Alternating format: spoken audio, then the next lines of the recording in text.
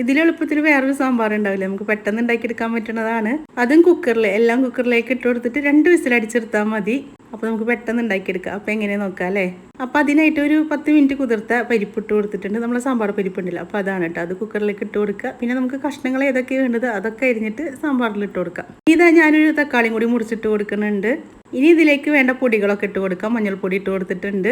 ഇനി ഇതാ കുറച്ച് മല്ലിപ്പൊടി ഇട്ട് കൊടുക്കുക. ഇനി എരിവിന് ആവശ്യമുള്ള മുളക് പൊടി ഇട്ട് കൊടുക്കുക. നമ്മൾ സാമ്പാർ പൊടി ഇട്ട് കൊടുക്കുന്നുണ്ട്, അപ്പോൾ അതിനനുസരിച്ചിട്ട് മല്ലി മുളകൊക്കെ ഇട്ട് കൊടുത്താൽ മതി. ഇനി കുറച്ച് കറിവേപ്പിൻ്റെ ഇല ഇട്ട് കൊടുത്ത് കുറച്ച് പുളിവെള്ളം കൂടി ഒഴിച്ച് കൊടുത്ത് ഇനി വേവിക്ക് ആവശ്യമുള്ള വെള്ളം കൂടി ഇട്ട് കൊടുത്തിട്ട് ഇതാ ഈ ഒരു സാധനം ഉണ്ടല്ലോ, അത് സാമ്പാർ പൊടി ഇടുന്നുണ്ടെങ്കിലും ഇത് നിർബന്ധമായിട്ട് ഇട്ട് കൊടുക്കണം കേട്ടോ. നമ്മുടെ പച്ചക്കായ ഉണ്ടല്ലോ, പച്ചക്കായും കൂടി ഇട്ട് കൊടുത്തിട്ടുണ്ട്.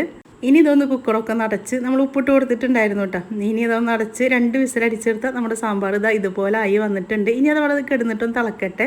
അപ്പോഴേക്കും നമുക്കൊന്ന് വെണ്ടക്ക വറുത്തിടണം. അപ്പോൾ അതാ കുറച്ച് വെളിച്ചെണ്ണ ഒഴിച്ച് കൊടുത്തിട്ട് വെണ്ടക്ക മുറിച്ചതും കൂടി ഇട്ട് കൊടുത്തിട്ട് ഒന്ന് 2-3 ഇളക്കിയാൽ മതി കേട്ടോ.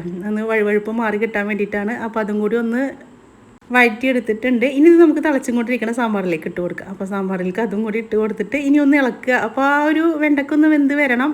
അപ്പോൾ അതവിടെ കിടന്ന് വേവട്ടെ. അപ്പോഴത്തേനും നമുക്ക് ഇതിലേക്കൊന്ന് കടുക് പൊട്ടിച്ചിടാനുണ്ട്. അപ്പോൾ അത് ഇതുപോലെ ഒരു ചട്ടി അടുപ്പത്ത് വെക്കുക, കുറച്ച് വെളിച്ചെണ്ണ ഒഴിച്ച് കൊടുക്കുക, ഉലുവ, കടുക്, വറ്റൽമുളക്, കറിവേപ്പിൻ്റെ ഇല. അപ്പോൾ കടുക് തളിക്കണമെങ്കിൽ ഇത് എന്തായാലും വേണമല്ലോ. അപ്പോൾ അതെല്ലാം ഇട്ട് കൊടുത്തിട്ടുണ്ട്. ഇനി അതൊക്കെ ഒന്ന് പൊട്ടി വന്നതിൻ്റെ ശേഷം കുറച്ച് സാമ്പാർ പൊടി, അതിപ്പോൾ ഏത് സാമ്പാർ പൊടി ആയിക്കോട്ടെ കേട്ടോ, അത് ഇട്ട് കൊടുത്തതിൻ്റെ ശേഷം ഒന്ന് ഇളക്കി ഇതാ ഇതുപോലെ സാമ്പാറിലേക്ക് ഇട്ട് കൊടുക്കുക. അപ്പം ഉണ്ടല്ലോ ഒരു മണം വരാനുണ്ട്, അടിപൊളിയാണ്. ഇങ്ങനെ സാമ്പാർ വെച്ചാൽ നമുക്ക് അധിക സമയമൊന്നും വേണ്ട, പെട്ടെന്ന് ഉണ്ടാക്കിയെടുക്കാൻ പറ്റും. ഇനി 2 തളയും കൂടി തിളക്കട്ടെ. അപ്പോൾ ആ തിളക്കിൽ കഴിഞ്ഞ് നമുക്ക് സ്റ്റൗ ഓഫ് ആക്കാം കേട്ടോ. ഇനി അതിന് മീതെ കുറച്ച് മല്ലിയിലയും കൂടി ഇട്ട് കൊടുത്താൽ നമ്മുടെ സാമ്പാർ ഇതവിടെ റെഡിയായി വന്നിട്ടുണ്ട്. ഇനി രാവിലെ ഇഡ്ഡലിയിൽക്കോ ദോശയിൽക്കോ അല്ലെങ്കിൽ ഉച്ചയ്ക്ക് ചോറിൽക്കോ ഒക്കെ പെട്ടെന്ന് ഉണ്ടാക്കിയെടുക്കാൻ പറ്റും. അപ്പോൾ നിങ്ങൾക്ക് ഇഷ്ടപ്പെടുകയാണെങ്കിൽ ഫോളോ ചെയ്ത് വെച്ചോളൂ കേട്ടോ.